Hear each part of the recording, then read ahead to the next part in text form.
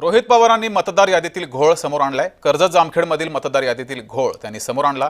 रोहित पवारांनी ट्रम्प तात्यांचं आधार कार्ड हे दाखवलेलं आहे आणि हा घोळ समोर आणलाय।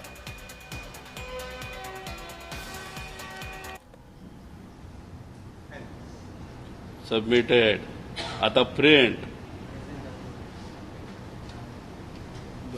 झाला आधार कार्ड। आता हे आधार कार्ड ट्रम्प तात्या राशीनमध्ये येणाऱ्या जिल्हा परिषद इलेक्शन मध्ये मतदान करणार। आलं बघा, ते उमेदवार येऊ शकतात, रिपब्लिकन पक्षाचे होतात का कुठले माहित नाही। ही वेबसाईट आहे, अशा अनेक वेबसाईट असतात त्या बंद चालू होतात। आता ही वेबसाईट आता आम्हाला सापडली, ती आम्ही शोधून काढली। आमच्या आयटीचे जे काही तज्ज्ञ आहेत, सामाजिक कार्यकर्ते, आता ह्याच्यामध्ये माझ्या मतदारसंघामध्ये राशीन या गावामध्ये ट्रम्प तात्याला आपण आता रजिस्टर करूया।